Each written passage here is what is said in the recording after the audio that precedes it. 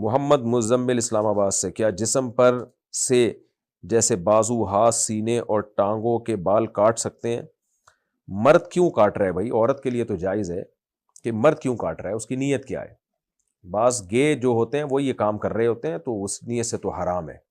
اور اگر کوئی اور حکمت ہے، کوئی جائز حکمت ہے، جیسے کسی کے بال بہت بڑے ہوں، پسینہ جم جاتا ہے، بدبو آتی ہے، تو پھر جائز ہے، لیکن مردوں نے کبھی زندگی میں ایسا کیا نہیں ہے ہزار صدیوں سے، اب یہ شروع ہو گیا حساب کتاب۔ کسی بزرگ کا وسیلہ دینا شرک ہے یا نہیں؟ یہ جو کہتے ہیں نا اللہ فلاں بزرگ کے وسیلے سے میرا یہ کام کر دے، یہ بڑا مبہم لفظ ہے کہ کیا مطلب وسیلے سے یہ کام کر دے؟ اگر مقصد یہ ہے کہ اللہ نے فلاں بزرگ کو اختیارات دیے ہوئے ہیں،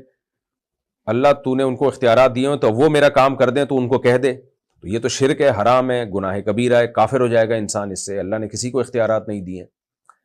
اللہ سارے اختیارات اللہ ہی کے پاس ہیں۔ اور اگر وسیلے کا مطلب یہ ہے کہ اللہ فلاں بزرگ کے وسیلے سے، یعنی میں اس بزرگ سے محبت کرتا ہوں، اور جو اللہ والے لوگ ہیں تو ان سے محبت کرتا ہے، جیسے نبی کے وسیلے سے کہ ہم نبی کے امتی ہیں تو اس وسیلے سے دعا مانگ رہے ہیں، تو اس میں کوئی حرج نہیں ہے، نبی کا امتی ہونا یہ تو ہمارے لیے باعث فخر ہے، تو اس لیے مبہم لفظ ہے وسیلے سے دعا مانگنا۔ کچھ لوگ اس میں غلو کرتے ہیں، وہ یہ کہتے ہیں جو بھی نبی کے وسیلے سے یا کسی بزرگ کے وسیلے سے دعا مانگتے ہیں وہ مشرک ہے یا بدعتی ہے، یہ بھی غلط ہے بھائی، اس سے پوچھو کہ آپ کی نیت کیا ہے۔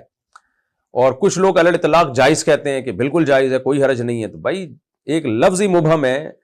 تو جو دعا مانگ رہا ہے اس سے پوچھا جائے گا کہ آپ جب یہ کہتے ہو